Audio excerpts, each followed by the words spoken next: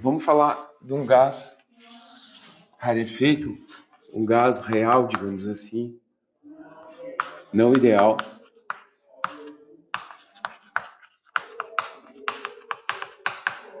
Clássico. O que a gente vai fazer que não fez ainda? A gente vai colocar a interação entre as partículas, né? Então, o que a gente vai fazer, né? Vai escrever um Hamiltoniano, somar todo mundo.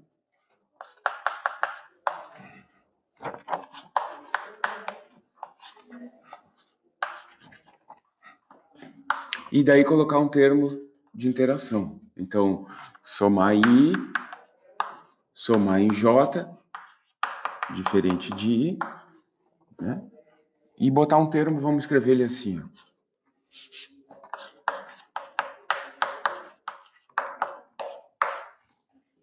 Tá? Quer dizer, um potencial que só depende da distância entre as duas partículas, tá? E daí, esse W aqui multiplicando dá um peso, digamos assim, para a interação, né? A importância da interação. Que tipo de potencial, né? Então, o que a gente imagina que as partículas se atraem, né? Então, eu poderia escrever esse potencial assim, em termos da distância relativa. Elas se atraem até que elas chegam muito próximas e daí se repelem, né? Porque classicamente seria quando uma encosta na outra, né? Quanticamente seria a função de onda de uma começa a entrar, se superpor muito com a da outra e vai surgir, o princípio de exclusão vai impedir que elas permaneçam muito próximas, né? Um tipo de potencial que satisfaz isso, só para a gente entender, se quisesse trabalhar o termo do potencial mais adiante, é o potencial de Leonard-Jones, né? Que ele justamente coloca um termo assim, né? Acho que não vai caber.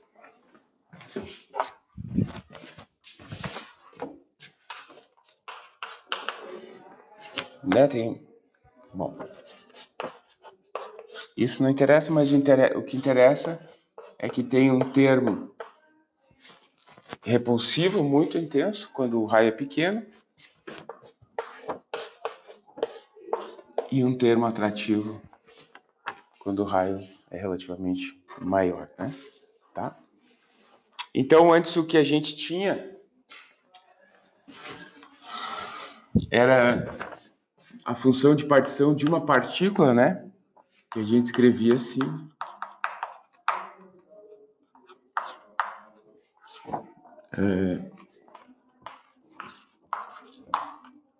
D3P e na menos beta P2 sobre 2M, né? E daí a gente integrava a parte espacial dava o volume, fazia essa integral da gaussiana, lembra? Isso é uma gaussiana em P, então fazia essa integral, dava uma constante. Agora a gente vai ter um termo de interação, né? Então, o que a gente vai escrever é o seguinte, vamos tentar primeiro colocar a interação entre os pares, né? E, na verdade, a gente vai considerar só a interação entre os pares, né? Porque poderia ter interação entre triplas, quádruplas, né? Quer dizer, uma partícula podia sentir o campo das outras duas e tal, mas vamos colocar só a interação entre os pares para começar, né? Tá? Então,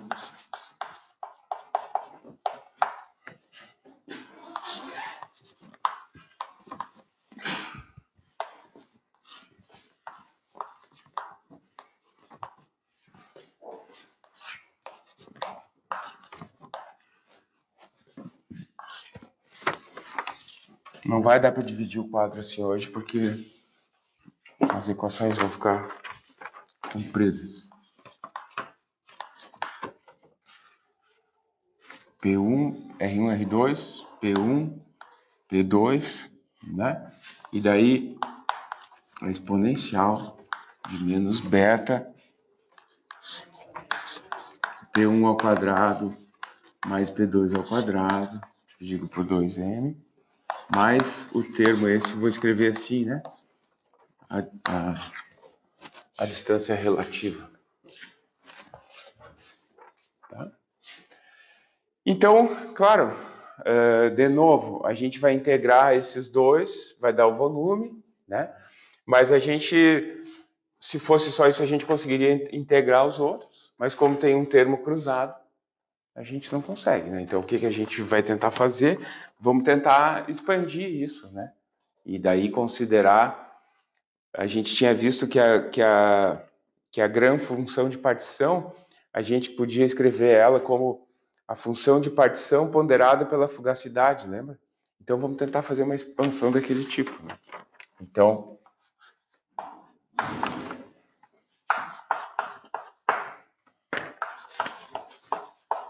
Todas as constantes que vão aparecer aqui, eu vou sintetizar numa, né, que tem o que é chamado comprimento de onda térmico, né? E daí, D3R1, D3R2, né? E na menos beta. Tá? Na verdade é o contrário, né, do que eu disse, né? Eu disse que aqui a gente integrava da volume. Não, é em R que a gente não consegue integrar, né? Porque vai aparecer os R's cruzados aqui, né? Em P a gente integra, né? Vai dar aquela integral gaussiana que dá a raiz de π sobre o fator e tal, né? Tá?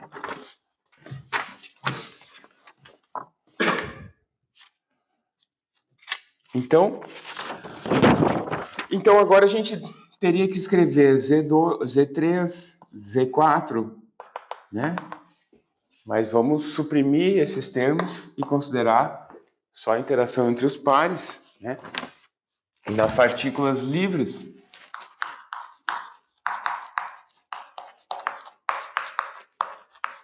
que eram independentes, né? A gente tinha assim, né?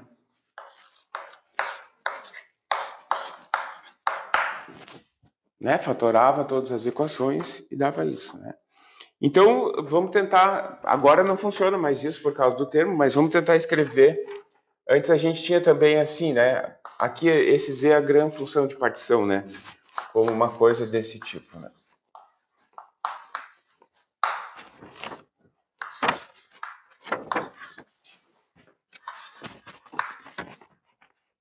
Beta mi n, tá?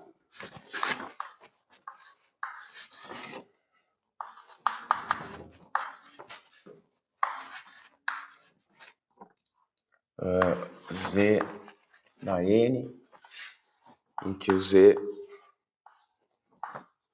era a fugacidade, né? Vou só botar aqui o lambda.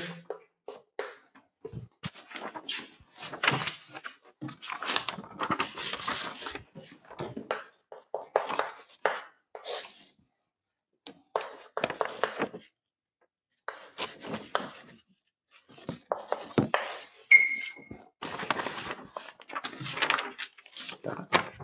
Então, vamos tentar fazer isso, né? Então, o meu Z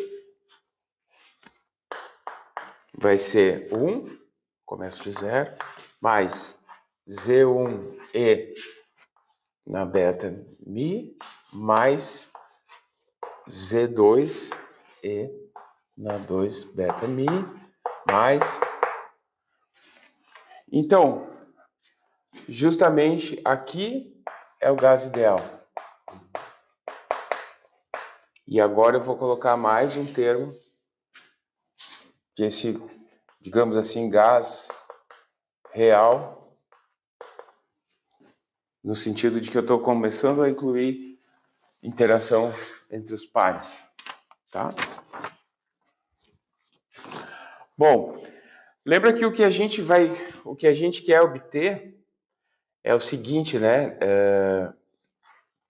Z é E na menos beta vezes a grã função de partição, né?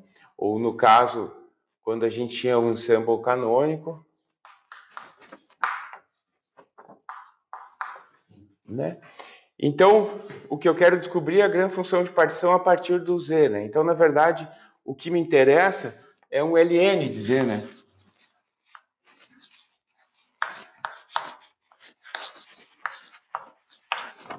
Tá? Então, eu vou fazer uma expansão de ln de Z, né? Eu tenho assim, que ln de 1 mais x pode ser aproximado ou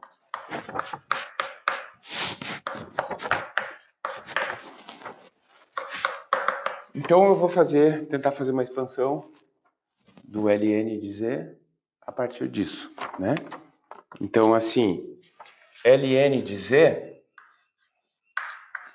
vai ser ln de 1 mais z1 e na beta mi mais z2 e na 2 beta mi.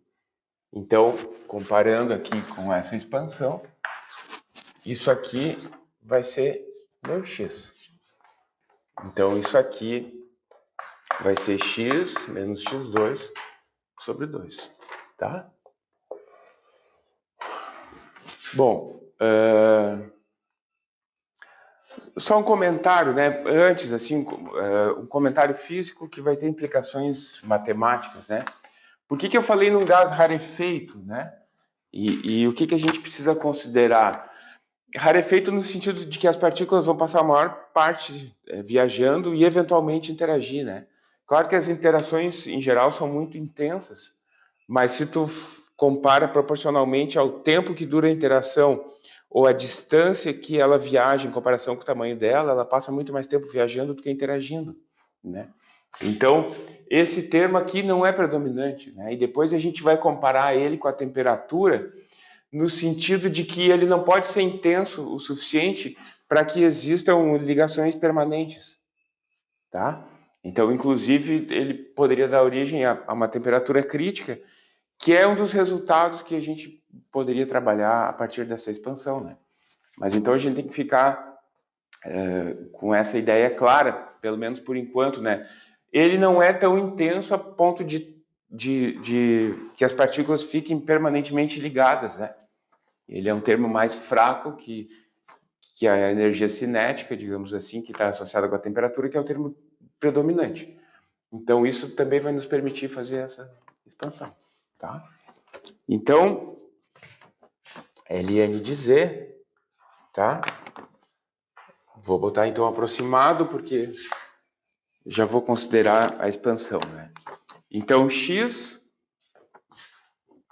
z1 e na beta mi, mais z2 e na 2 beta mi, menos x ao quadrado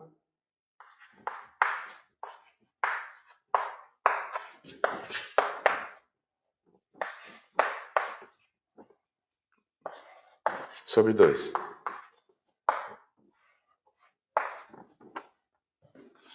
Tá? Então, z1 e na beta mi, mais z2 e na 2 beta mi, menos 1 meio. Então, z1 ao quadrado e na beta mi ao quadrado, 2 beta mi, mais z2 ao quadrado e isso ao quadrado, 4 beta mi, né? Se eu estou fazendo tudo certo. Tá? Mais z1, z2, z1, isso vezes... Peraí, isso vezes isso, né? Vai somar 3 beta mi. Aqui, isso. Tá? Então, de novo, numa primeira aproximação, a gente vai descartar esses termos aqui de mais alta ordem, porque tem 3, tem 4, tá? E vai ficar só com esse termo, tá?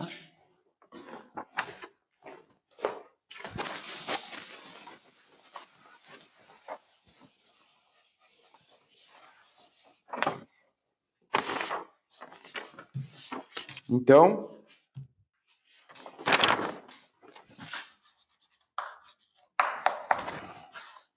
Z1 e na beta mi mais Z2 e na 2 beta mi menos Z1 ao quadrado e na 2 beta mi 2 beta mi sobre 2, tá? Então, o que eu estou fazendo é isso, né? O que eu tinha antes, peguei um termo de correção. Tá? Então, tá bem. Vou botar isso em evidência.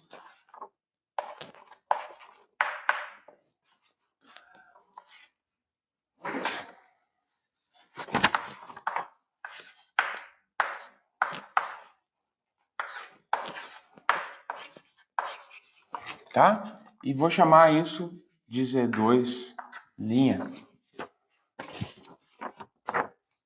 Tá? Só para simplificar. Então, daí, vamos lá. Então, a gente já tem uma expressão, digamos assim, para o ln de Z. Vamos lá na grande função de partição, né? Ela era U menos TS menos μn, né? Então, isso é F menos μn, né? Tá? Então, eu tenho menos S dt menos P dV menos dμ, né? E se a gente compara, se a gente compara aqui na primeira equação, né, a F era U mais TS, né? Ou menos, eu sempre me confundo. Menos? Tá. Então, a U é menos porque tu quer que suma aqui, né? TS, U é TS menos PV mais μn, né? Tá? Então, como a F é isso menos TS, a F é só isso, né? Como eu estou tirando ainda esse termo, eu posso dizer que a minha grande função de partição é PV, tá? Menos PV, né? Então,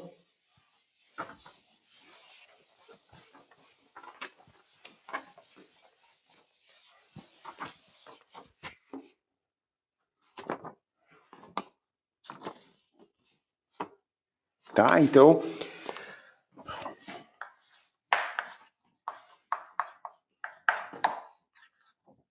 né? De novo, então, ln de Z menos beta, né? Que é, então, PV sobre KT, né? Então, já consegui uma expressão, vou colocar aqui, Z1 mais Z2'.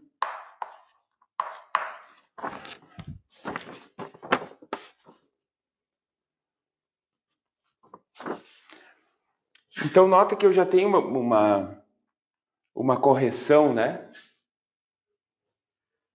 Isso aqui já seria o termo do gás ideal, isso aqui já é o termo da correção dos pares. Vamos tentar trabalhar um pouco com isso, ver que significado tem, né? O que deveria ser isso? Assim, se fosse só o gás ideal, isso aqui deveria ser proporcional a N, né? Porque eu teria PV igual a NKT, né? Mas vamos tentar chegar em algo parecido, né? Então, o meu N é 1 sobre beta dln de Z dmi. Né? Da mesma maneira que a gente obtinha a energia média derivando o Z com relação ao beta, aqui obtém o N, né? Então, isso aqui vai ser Z1, né? O Ln, porque a gente escrevia assim, né? 1 sobre beta, 1 sobre Z, dZ de mi. Então acaba ficando, tá? Então o que que eu tenho? Z1 e de beta, né? Então isso aqui vai dar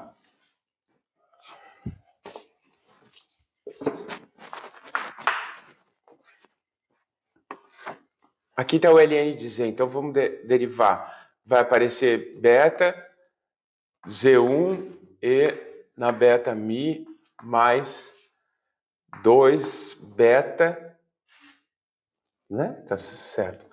Z2 linha e na 2 beta mi. Então aqui some, né? E a gente tem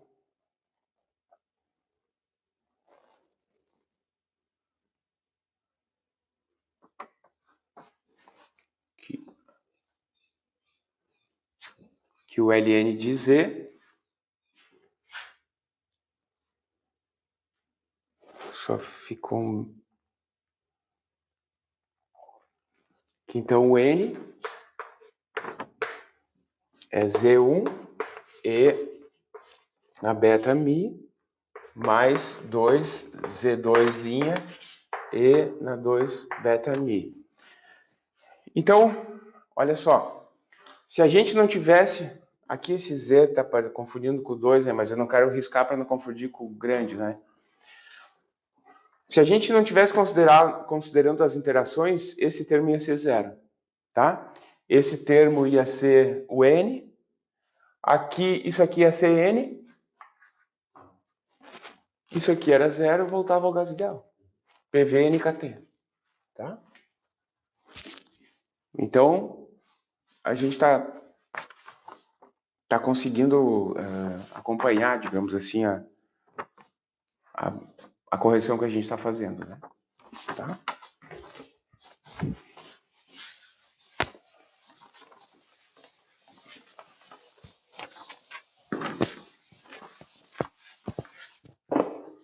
Então,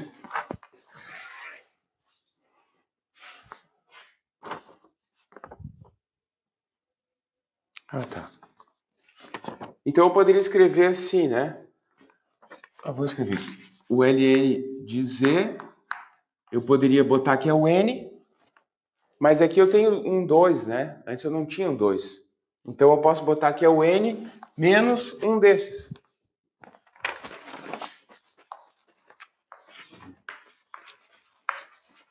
Tá bem? Porque aqui tem Z1 E na beta mi mais 2 Z2, eu tiro 1, fica igual o que tinha aqui, por exemplo, né? Tá?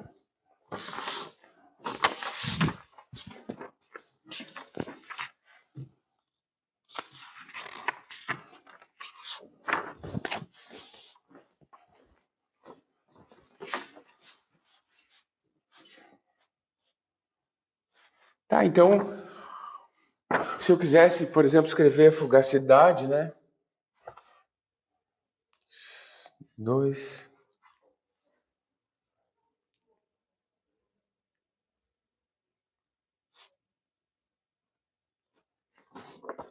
Não, vou fazer de outra maneira.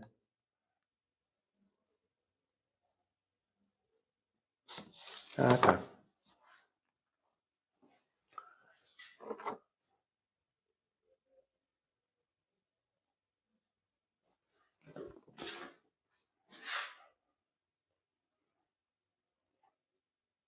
Vamos daqui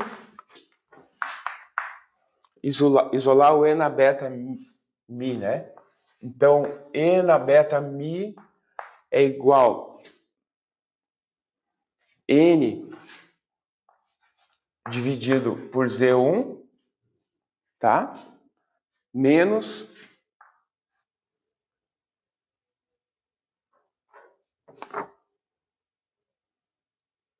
dois Z2, né? Dividido por Z1. Né? Z1 vai dividir todo mundo, isso passa para cá negativo, né? Então, o que está implícito aqui é o seguinte. Quando eu, em primeira ordem, o que eu fazia era isso. Tá? E agora, em segunda ordem,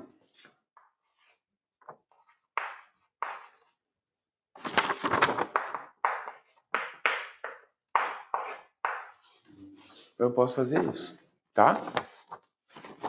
Porque em primeira ordem, quando eu tinha o gás ideal, eu não tinha isso, né? Só tinha isso aqui, né? Que é exatamente esse mesmo resultado que a gente obteve aqui, né? No ideal, N é igual a Z1 e... Tá? Então, em primeira ordem eu estava fazendo isso, agora eu estou considerando isso. Então, vamos... PV sobre KT, que é ln de Z, vai ser...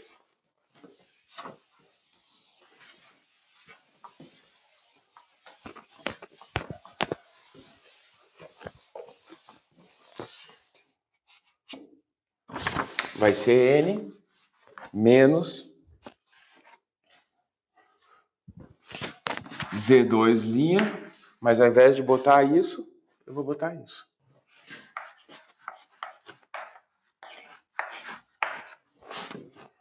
Tá?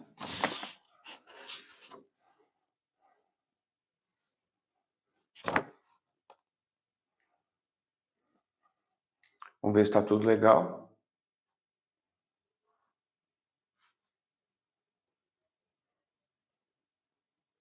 Então, escrevendo de outra forma.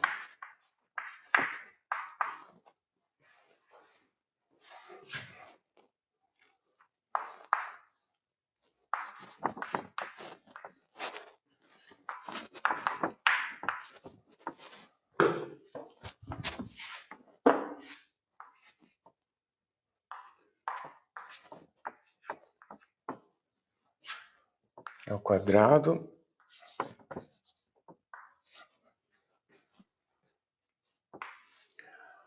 Aqui, ao invés de botar o N, eu coloquei um V sobre N, né? Vamos tentar justificar isso, né? A densidade numérica é isso, né? Então, NV é N, tá? Só para escrever assim, né?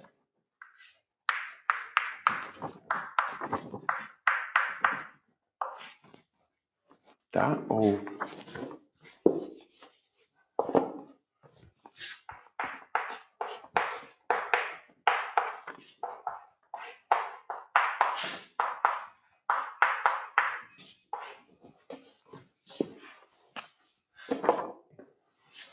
Se eu tivesse mantido todos os termos, se eu não tivesse cortado todo mundo, né? Sempre teria alguma coisa somando aqui, né? Então eu poderia escrever assim, né? NB1 mais N2B2 mais... Tá bem? Por que eu estou botando em termos de T? Porque isso aqui, na verdade, é algo que depende da grande função de partição. E ela é essencialmente dependente do beta, né? Tá?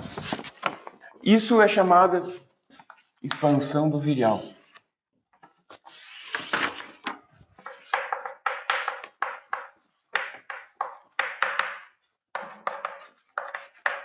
Tá? Virial não é uma pessoa, são esses termos, tá? Porque muito antes de se ter esse resultado a partir da mecânica estatística, o pessoal se perguntava, não, mas olha só, e se não for um gás ideal, o que eu poderia fazer? Né? Eu poderia ter alguns termos de correção aqui, tá? Que eles sabiam que era essencialmente dependente da temperatura e da densidade de partículas. quanto mais denso o meio, mais interações ia ter. Mesmo sem pensar nisso, né? Porque ainda não era clara a teoria atômica, né? Mas pensavam e viam experimentalmente que essas coisas dependiam muito da temperatura e que a densidade do meio, né? Então, a expansão, tu poderia colocar quantos termos tu quisesse, as primeiras tentativas eram medir isso experimentalmente, tá? Então, isso é relativamente antigo, assim, né? Eu acho século XIX, com certeza, né? Não sei se antes disso ainda, tá? Então, em termos do que a gente colocou aqui, né? A primeira expansão, tá? Isso seria...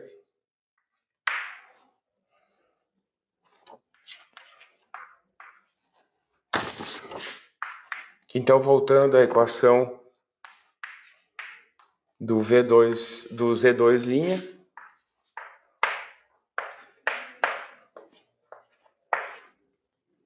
tá? E ainda, voltando nessas definições,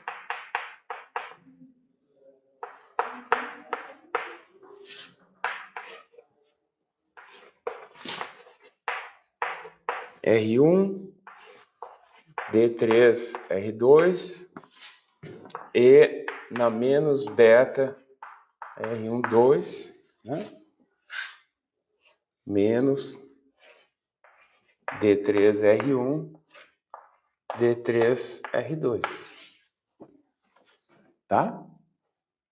O 2 tem lá os termos de interação e aqui tem só cada uma das partículas, isoladamente.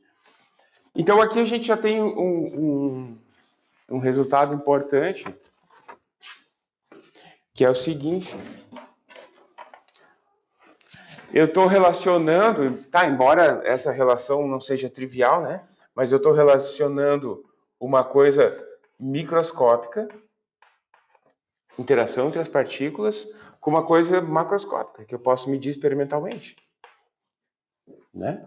Tu pode assumir essa equação com um termo, por exemplo, e em laboratório fazer diversos regimes de PV e T e medir, né?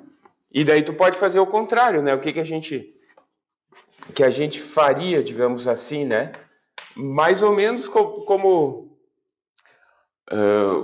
está implícito na proposta do teu trabalho, né? Como tu não consegue sair daqui e chegar aqui, porque vai ser muito complicado analiticamente, né, fazer essa inversão, tu assume formas para isso e vê se isso é coerente com o que tu observa. E daí, se é coerente, tu pode assumir, bom, então tem uma certa realidade física naquele W lá que eu tô assumindo e tal, né? Se tu considera que o W aqui não é uma função de R12, mas simplesmente um termo multiplicativo, daí tu pode calibrar o W medindo o B, né? Tu pode pensar que o W é uma função de R12, tipo o Leonard Jones, né? Mas tu pode pensar também que é linear nesses termos, né? Só multiplicativo e tal, então. Ou pensar que isso é uma função linear em primeira análise. Então, tu poderia calibrar os coeficientes da função medindo o BT, tá?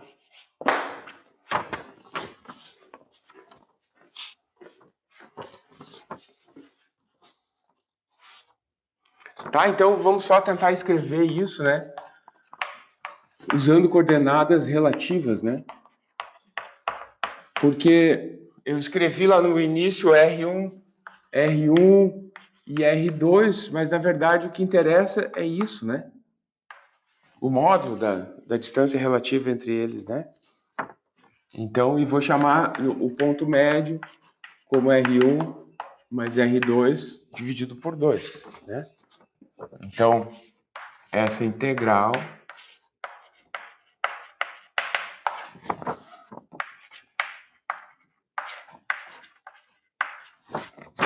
e daí o B de t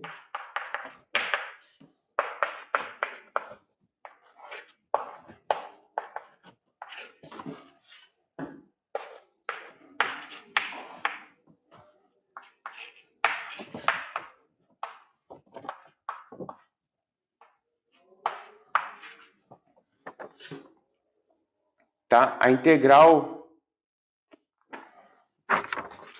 Aqui é uma integral D3R. D3R poderia ser escrito assim, né? E daí, como tem simetria esférica, eu poderia escrever isso como 4π dr, quer dizer, eu poderia fazer a integral em θ e φ, que dá os 4π, e botar só o raio lá, né? Tá? Então, isso aqui dá 4π, uma integral de dr, né? R2dr, né? Tem a correção, né? Pelo elemento de volume. Tá? Então, finalmente...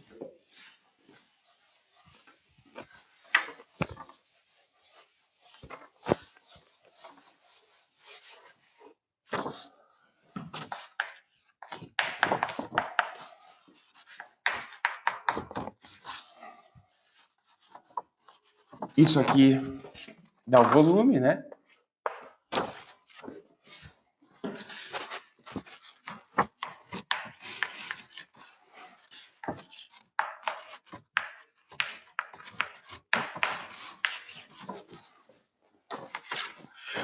Eu tenho o primeiro termo da expansão do virial em termos da interação entre as partículas. Tá? Vamos tentar colocar isso em termos de um modelo muito importante, que é o modelo de Van der Waals, né? Ou gás de Van der Waals.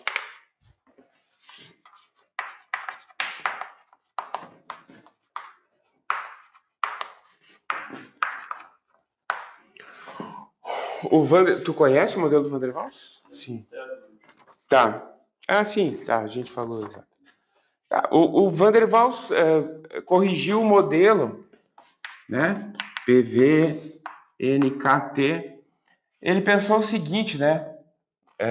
A ideia principal, ele pensou, olha, não é todo o volume do recipiente que está disponível para as partículas, porque as partículas ocupam um certo volume, né? Que é algo proporcional, que é o B, em princípio, proporcional ao B, né?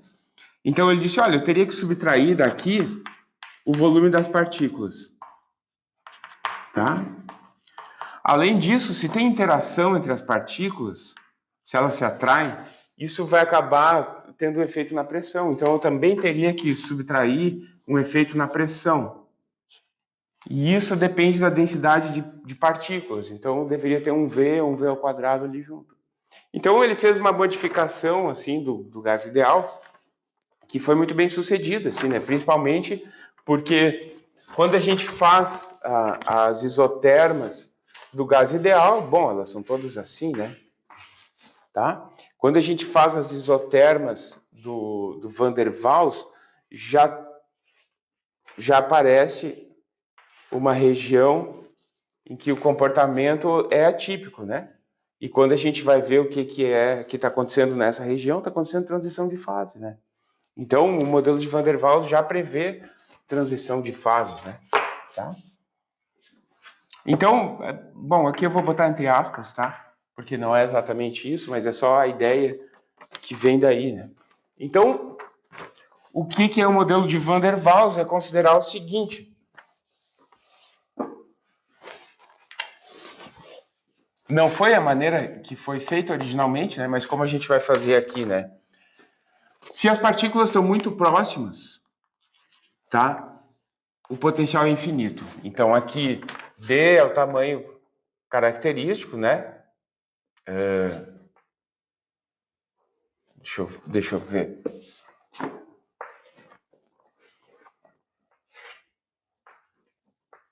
Então, D, que é 2 raios, né? Então, isso é D, isso é R. Se R é menor que D, o potencial é infinito, tá? Quando R é um pouquinho maior ou próximo de D, o potencial é negativo. E quando R é muito maior que D, ele vai para zero. Então, é uma coisa assim, né? Ele vem atrativo e, de repente, em D, ele diverge. Tá? Tem uma repulsão muito forte. Outra coisa que a gente tem que considerar, então, é que o potencial é sempre muito menor, né, que a energia térmica. A energia do potencial é muito menor que a energia térmica, de maneira que não tem ligação permanente, tá? Então, olha só, aquele termo que aparece ali, tá? Menos 1, ele vai ser... Olha, quando R menor que D, isso aqui vai ser 0, então ele vai ser 1. 1 menos 1, 0. Tá? Quando R for maior que D,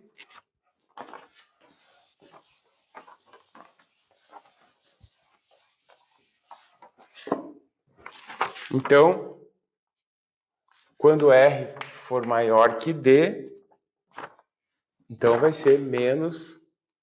Estou expandindo, né?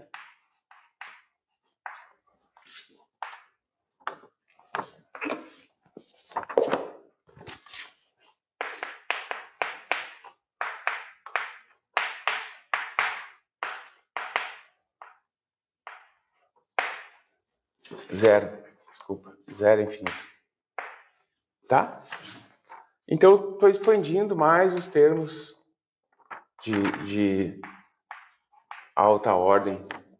Tá?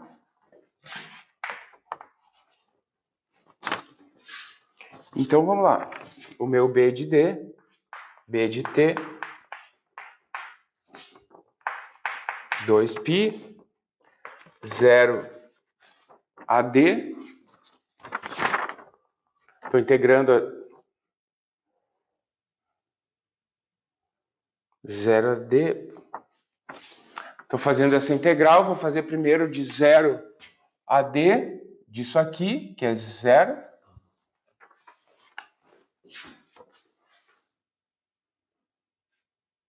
Ah, tá, porque...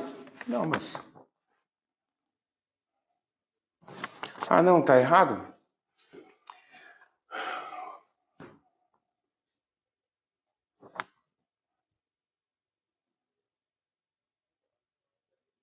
Ah, não, ele não é 0, ele é infinito, né? Desculpa, tá. Tá errado. Então, isso vai para infinito, esse termo vai para 0. Então, fica menos 1 aqui. Tá? Então, dr, o R2, dr, estou integrando esse ramo, depois integro esse ramo. De D até infinito, 2π beta R2 dr. Tá? Então, esse termo aqui a gente vai chamar de B. Esse termo aqui a gente vai chamar de A, né? Vou botar o beta fora. Esse termo aqui vou chamar de A sobre KT, né? Beta A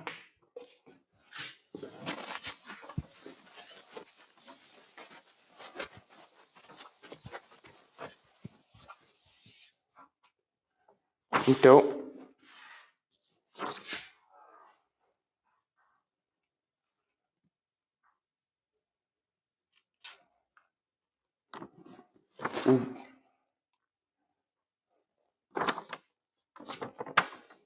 tá certo? Tá? Então a gente vai ficar assim, né? O B de T. Isso aqui dá para integrar. Vai dar R3 sobre 3, aplicado em D, né? Menos 0. Então, o meu B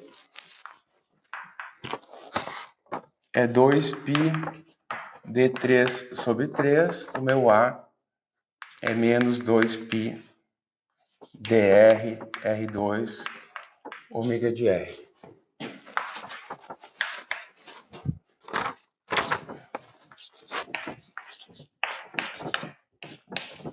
KBT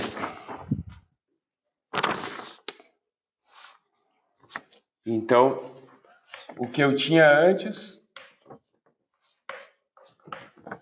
que era 1 mais BT, mais NBT, fica PV sobre KT, 1 mais NB menos NA sobre KBT.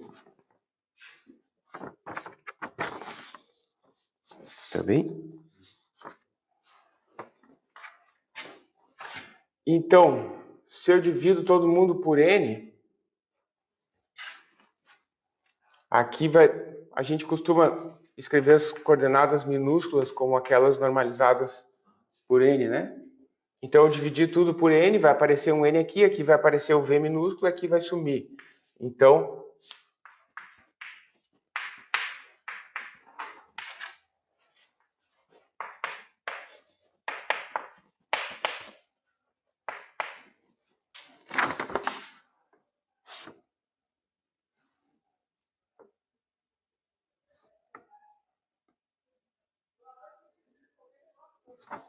tá? Então, vamos juntar esses termos. É menos. Obrigado. Então, fica PV. Aqui é KB também, né? PV menos A, mais A, que multiplica 1 sobre KBT. É igual a 1 mais B. Tá certo isso?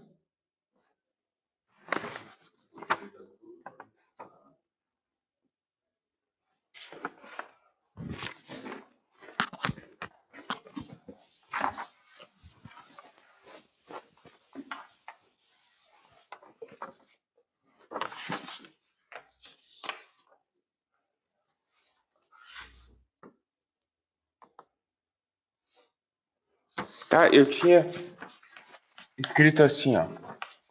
KBT sobre V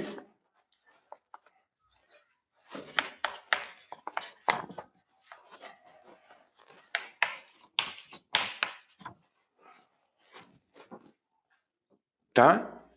Da equação anterior. Que então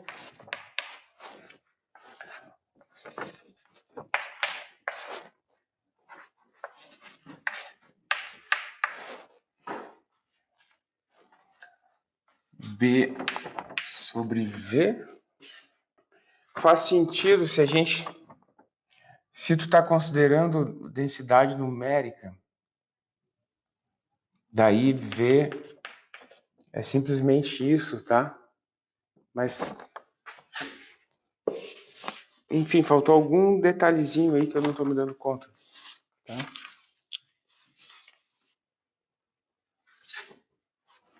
Então, uma série geométrica, né? A série 1 mais U2 mais U, 1 mais U mais U2 mais, tem a seguinte soma, né?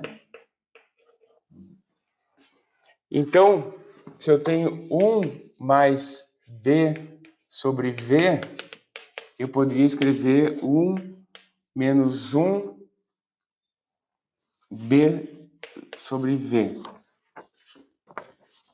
Tá? Então, esse termo aqui, isso tudo para colocar na forma original que o Van der Waals escreveu, né? Então, esse termo aqui, 1 mais B sobre V, eu poderia aproximar sobre V, mais os termos de mais alta ordem, né? Então, tá, finalmente...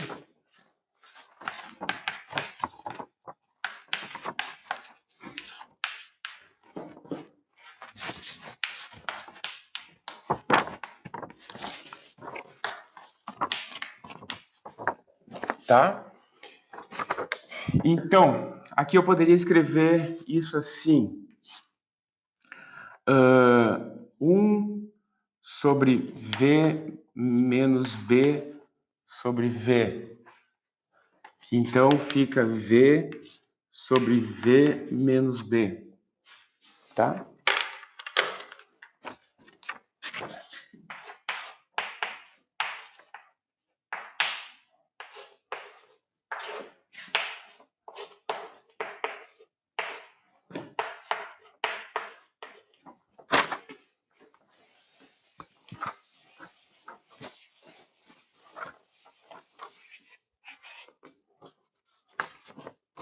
Então, finalmente,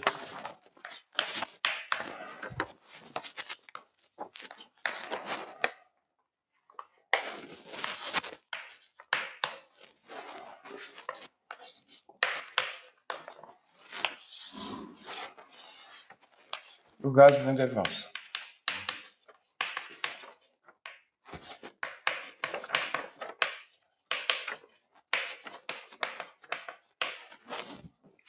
Tá?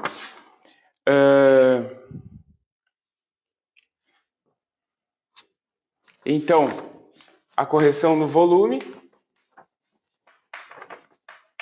é o B, né? E a correção devido à interação é o A sobre V quadrado.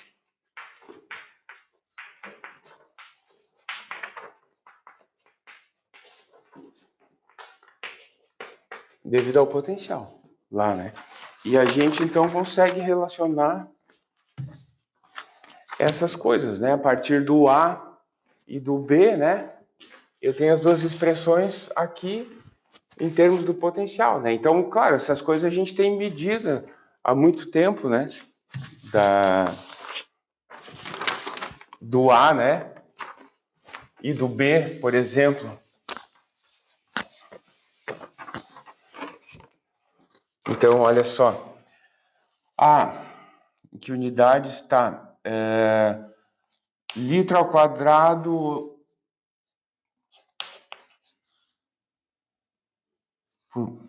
por mol. B, litro por mol.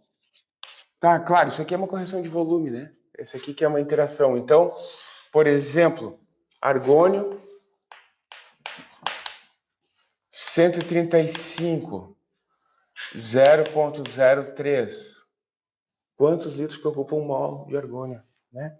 Freon 10,78, 0,1. Hidrogênio 24, 0,02. Butano 14,66, 0,12. Claro, as moléculas são muito maiores, né? Aqui que aqui, interagem muito mais, ocupam muito mais espaço. Mas olha, o mais interessante, eu medindo esses parâmetros, eu posso estimar o tamanho das moléculas. Tá? E claro, aqui envolve uma integral, mas eu também posso estimar qual é a variação, né? Tá? Então, é um resultado importante nesse sentido, né? Além de é um pouco delicado a condução, porque a gente tem que fazer um monte de aproximação e tal, né? E provavelmente quem deduziu isso a primeira vez tentou vários caminhos e não deu, né? Então tá, não é um resultado óbvio, assim, né? Mas uma vez que a gente faz com cuidado, né? A gente consegue uma explicação bastante plausível, né? Para os termos do Van der Waals, para a correção de Van der Waals, que é justamente o que se imaginava, né? Quer dizer, o A depende, a correção na pressão depende da interação, mas melhor do que isso ainda, a gente consegue modelar, né? Vincular as medidas macroscópicas no gás com as propriedades microscópicas, né? Então, imagina isso na época, eu não tenho certeza, é final do século XIX, Van der Waals. Claro, esse resultado da mecânica estatística é mais recente, né? Mas imagina tu ter isso de posse, né? Eu tenho aqui a referência de um artigo, Hendrik Anthony Kramers, 1941, aparentemente foi ele que fez isso a primeira vez, né? Mas então tu imagina tu ter posse disso e medir esses parâmetros com a precisão que tu conseguir, então vincular com o tamanho e com o potencial das moléculas, tá? E depois fazer o contrário, né? Assumir o potencial, tentar calcular o A, comparar, né? Porque, claro, a interação entre uma molécula de butano, né, que é uma molécula relativamente complexa, com outra, pode ser deduzida em termos de um monte de interações elementares entre os componentes das moléculas, né? Mas, em geral, tu não consegue fazer isso, né? Então, tu poderia escrever um potencial efetivo para o butano que vai acabar incorporando todas essas interações numa forma funcional única, né? Tá? Então, é isso.